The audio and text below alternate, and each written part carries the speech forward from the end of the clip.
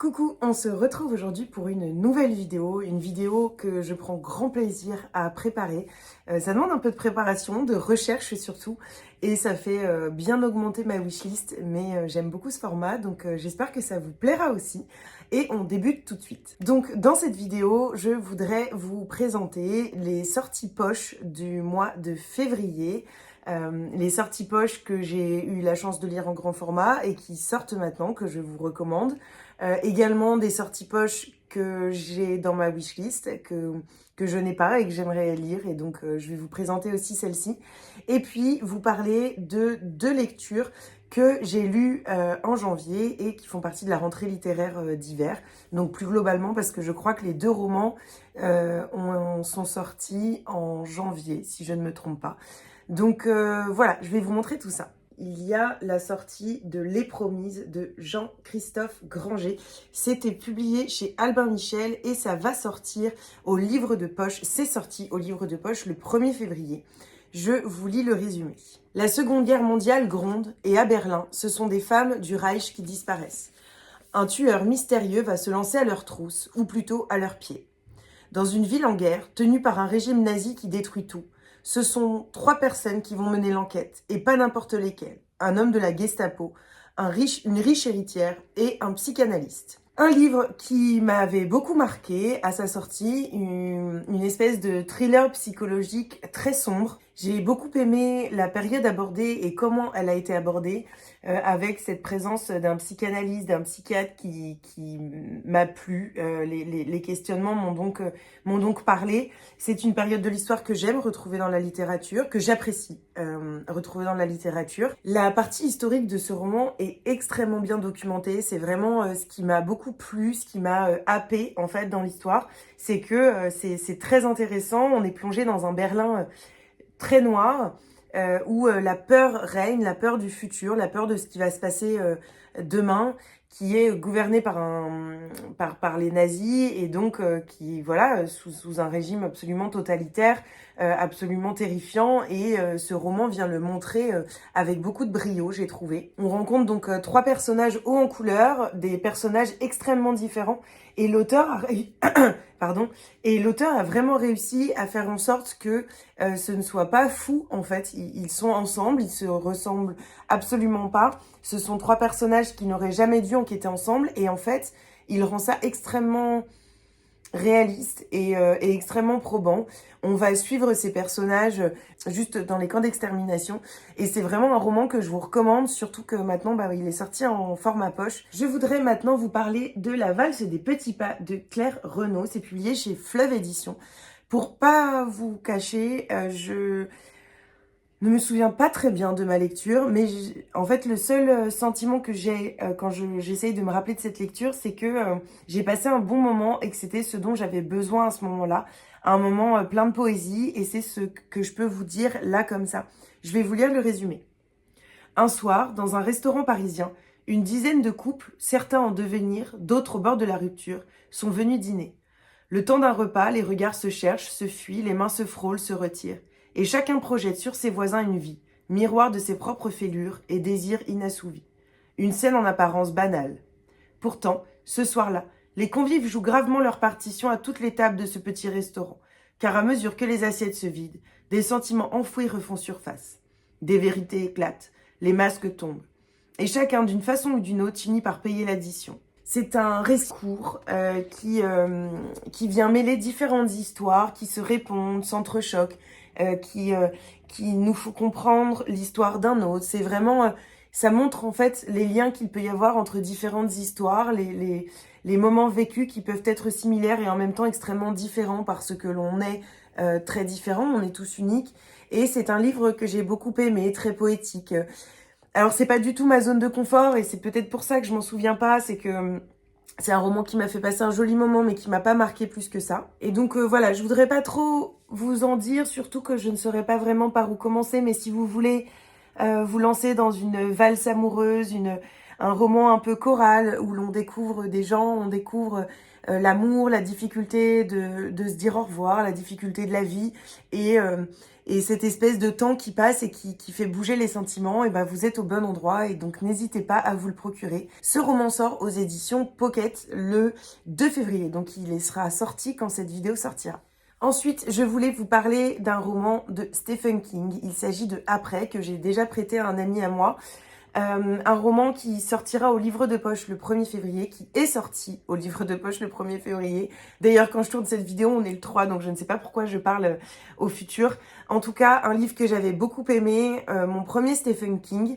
Je ne vais pas vous parler de l'histoire, tout simplement parce que je pense qu'on le voit beaucoup passer sur les réseaux et que Stephen King, il faut y aller un peu comme ça. Mais c'est un roman assez court. Et je crois que d'ailleurs, c'est un de ses romans les plus courts, qui m'avait beaucoup plu, qui m'avait fait découvrir une plume que j'ai beaucoup appréciée. La psychologie des personnages m'avait énormément touchée et m'avait paru extrêmement réelle. Les chapitres sont très courts, ça s'enchaîne, un thriller qui vraiment m'a captivée et donc je ne peux que vous le recommander si vous aimez Stephen King, mais aussi si vous n'avez jamais lu Stephen King. C'est une jolie porte d'entrée, je pense, dans son univers. Et j'allais complètement oublier de vous parler de cette lecture que j'ai lue également en janvier et qui est sortie en janvier. La vie selon Hope Nicely de Caroline Day, qui est publiée aux éditions Archiproche, dans la collection Instant Suspendu. C'est un livre feel good que j'ai beaucoup aimé. De par déjà, en fait, l'écriture. Je vais déjà vous parler un petit peu de l'histoire. On suit Hope Nicely, qui a 25 ans et qui est atteinte du SAF, du syndrome d'alcoolisation fœtale. C'est une jeune fille qui a donc ingéré, pendant la grossesse de sa maman, de l'alcool par le fait que sa mère buvait et donc qui va aujourd'hui, à 25 ans, souffrir de symptômes, de ce syndrome qui est très différent suivant les personnes. Et dans ce livre, on la découvre donc, elle a été adoptée quand elle était petite et elle va s'inscrire à un atelier d'écriture et va commencer à raconter sa vie comme pour mettre noir sur blanc ce qu'elle vit, ce qu'elle a vécu et se questionner également. On est sur un roman extrêmement bien écrit, j'ai trouvé. Alors, l'écriture est très décousue, il y a beaucoup de répétitions, mais c'est, selon moi en tout cas, et je crois que c'est le souhait de l'autrice, c'est complètement voulu. Et c'est par là que c'est extrêmement bien travaillé. L'autrice nous plonge vraiment dans les pensées de Clara qui est atteinte du syndrome du SAF. Et donc, les pensées sont un peu décousues, les pensées sont différentes, les pensées reviennent parfois encore et encore et on a besoin de répéter. Et c'est un des symptômes du syndrome d'alcoolisation fœtale. Et j'ai trouvé ça très beau. Et en fait, je me rends compte à quel point, dans la collection Instant Suspendu, qui est donc une collection plutôt de feel good, ce sont des feel good extrêmement pointus, extrêmement travaillés, extrêmement profonds, que ce soit sur l'écriture ou sur l'histoire. Et en fait, ça me conforte dans l'idée que je me suis fait une mauvaise idée des feel good et qu'en fait, j'aime les feel good quand ils sont profonds et qu'ils abordent des questions importantes et extrêmement importantes. C'est ça, moi, qui me touche. Et donc, ça fait du bien parfois de lire des romans qui parlent de sujets qui sont pas forcément faciles, mais de lire un roman bienveillant et où on sait que la fin sera belle et on sait qu'en soi, l'histoire sera belle parce qu'il s'agit d'un livre qui fait du bien. C'est l'objectif, en fait, un petit peu de cette collection. Et maintenant, on passe aux livres qui me font envie. Donc, ces livres qui sortent en février ou qui sont sortis et que j'aimerais bien voir rejoindre ma palle. Je vous mettrai les petites photos ici pour que vous ayez un peu une visualisation des romans desquels je vous parle. En premier, un livre qui me fait envie depuis qu'il est sorti en grand format et qui est sorti chez 10-18. Il est sorti le 2 février. Il s'agit de Consumé de Antonia Crane et je vais vous lire le résumé. Tout juste débarquée de sa campagne, la jeune Antonia devient stripteaseuse à San Francisco. Arrivée là presque par provocation, en combattante lesbienne féministe, elle devient vite accro à l'argent facile et au regard des hommes. Mais quand cette ancienne boulimique, sujette aux addictions, tente de reprendre le contrôle de sa vie, sa mère tombe malade. Pour payer ses soins, Antonia doit remonter sur scène, voire aller encore plus loin, quitte à risquer la prison. De San Francisco à Los Angeles, en passant par la Nouvelle-Orléans, Antonia Crane dépeint l'industrie du sexe, sa face sombre, mais aussi la solidarité qui s'y déploie. J'ai très envie de le lire et donc il est sorti aux éditions 10-18 le 2 février. Un autre roman que je voudrais lire, et celui-ci, je l'ai, il s'agit de Le pavillon des combattantes que ma magnifique Pascale, entre deux pages, m'avait offert à mon anniversaire. Il était publié aux Presses de la Cité, c'est donc écrit par Emma Donog, et je l'ai reçu dans le cadre du... Et je l'ai également reçu dans le cadre de la sélection Grand Prix des lecteurs 2023. Et donc je vais le lire très rapidement. Il est sorti en janvier pour le coup celui-ci, mais on vient de le recevoir. Et donc je vous lis le résumé. 1918. Dublin est ravagé par la guerre et un nouveau mal s'abat sur l'Irlande. On l'appellera la Grande Grippe, pas encore espagnole. Et l'épidémie fait rage, ajoutant la confusion au chaos. Placée à la tête d'une maternité de fortune, l'infirmière Julia Power l'affronte chaque jour en première ligne. À l'aube de ses 30 ans, alors qu'à l'hôpital on manque de tout, Julia se retrouve seule pour gérer ses patientes en quarantaine. Elle ne dispose que de l'aide d'une jeune orpheline bénévole, Bridie Sweeney, et des rares mais précieux conseils du docteur Kathleen Lynn, farouche indépendantiste. Dans une salle exiguë, où les âmes comme les corps sont mises à nu, toutes les trois s'exprimeront là où la mort règne, à donner la vie envers et contre tout. Dans les sorties du mois de février, j'aimerais également découvrir, il est sorti le 2 février aux éditions Pocket, Par le fil, je t'ai cousu, et j'ai mis ici le résumé. Comment se construire sans conscience de son corps, de sa féminité sous le poids des interdits. Du fil, du sang et des mots, il n'en faut pas plus pour faire disparaître le corps d'une fille. À la veille de partir à l'internat, Bagassa se plie une dernière fois aux exigences de sa mère. Aucune de ses sœurs aînées n'a fait d'études. Pourquoi suivre ce soudain élan de modernité auquel le pays est en proie? Dans la Tunisie rurale des années 60, la place d'une femme est à la maison, sous l'autorité de sa mère.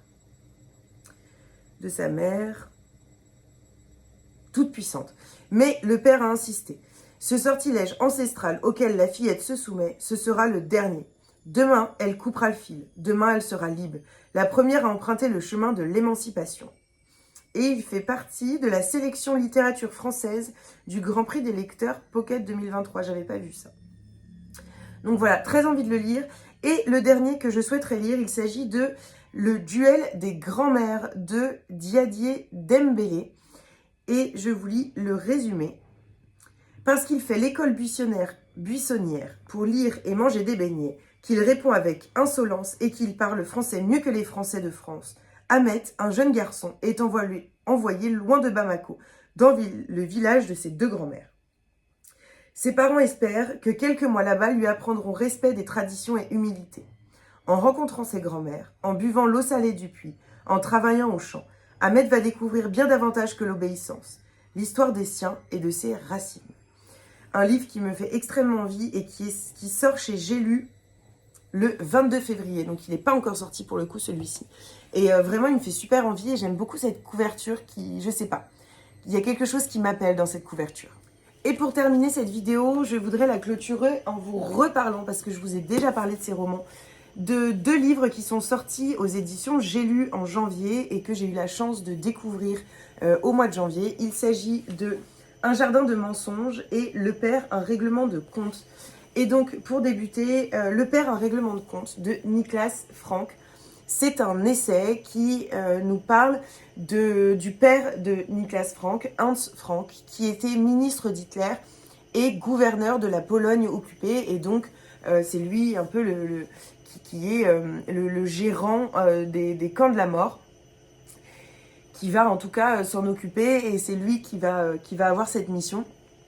C'est un livre extrêmement dur par toute la haine qu'il véhicule, et en même temps c'est une haine qui n'est pas mal placée, c'est une haine totalement placée. Et dans ce livre, qui est pour moi extrêmement essentiel, Niklas Frank nous permet de le rencontrer en tant qu'homme et en tant que fils de cet abominable père qu'il a eu, cet homme qui ne peut engendrer que de la haine en fait, et toute cette haine également qu'il a contre sa mère, qui s'est laissé faire, qui a laissé faire, qui n'a jamais rien dit, qui s'est même servi de ça pour s'offrir plus de choses et pour avoir une vie, une belle vie. C'est un livre qui me paraît essentiel parce qu'il vient questionner et apporter certaines réponses à cette idée que les chiens ne font pas des chats et que on ressemble forcément à nos parents. Et ici, Niklas Frank vient nous montrer que justement, quand nos parents nous font subir ou font subir aux autres des crimes tels que Hans Frank a fait subir, on essaye forcément de s'en dégager, et même c'est le combat d'une vie de s'en dégager. Et donc j'ai trouvé ça extrêmement fort. Alors c'est plein de haine, c'est extrêmement dur à lire par moments, mais c'est un livre qui me paraît extrêmement essentiel, et donc n'hésitez pas à le découvrir. Je voudrais également vous parler de Un jardin de mensonges de Suzanne Fletcher, qui est un énorme coup de cœur pour moi. Un livre que j'aime tellement, qui m'a fait replonger dans une ambiance un petit peu victorienne, anglaise, brumeuse, dans une grande demeure avec des histoires mystérieuses de fantômes, de craquements de parquet et de fleurs qui fanent auprès d'une jeune femme qui n'est pas conventionnelle par rapport aux héroïnes qu'on retrouve dans la littérature. Et vraiment cette ambiance victorienne que j'aime tellement, que j'ai eue avec Jane Eyre de Charlotte Brontë. Et j'ai enchaîné en fait ces deux livres. Je les ai même un peu lus en même temps parce que Jane Eyre, je l'écoutais. Et donc c'est à différents moments. Et vraiment l'ambiance est similaire, l'écriture est absolument magnifique, très travaillée, très douce, très fluide. Et je me suis délectée des passages un petit peu contemplatifs qu'on avait également dans ce roman. Contemplatif, et en même temps, on a un rythme qui fait qu'on n'a pas envie d'arrêter notre lecture et on est complètement immergé dans l'histoire. Donc je ne peux que vous recommander ce livre. Suzanne Fletcher devient vraiment une autrice que je veux suivre, que je vais suivre, parce que j'adore ce qu'elle écrit, j'adore l'ambiance de ses romans. Et donc je ne peux que vous recommander de découvrir Un jardin de mensonges et également Un bûcher sous la neige, qui est absolument sublime. Et donc dans cette histoire, Un jardin de mensonges, on rencontre Clara, qui vit recluse. On est en 1914, donc au tout début de la Première Guerre mondiale, qui vit recluse car elle est atteinte de la maladie des os de verre. Sauf que sa maman va décéder et qu'elle va devoir sortir dehors pour pouvoir vivre. Elle va être embauchée dans une grande demeure pour pouvoir être botaniste et s'occuper des fleurs de cette demeure. Et voilà, c'est dans cet endroit que l'on va être immergé, et j'ai adoré cette histoire. Voilà pour cette vidéo, j'espère que ça vous aura plu. En tout cas, moi je m'amuse beaucoup à les tourner et j'ai eu pas mal de demandes pour continuer ces vidéos des sorties poche, parce que bah voilà, les grands formats c'est cher, et au moins je vous montre des livres, je remets un petit peu au goût du jour des romans qui sont sortis l'année dernière ou l'année d'avant, et je trouve ça assez sympa. Donc n'hésitez pas à me dire ce que vous en pensez, à me donner d'autres idées de vidéos s'il y en a d'autres qui vous intéressent, et puis à mettre un petit j'aime si vous avez aimé, à commenter pour partager avec moi, et puis à partager sur les réseaux sociaux, parce que c'est comme ça que la chaîne se fait connaître. Je vous fais des bisous, et puis je vous dis à très vite pour une nouvelle vidéo.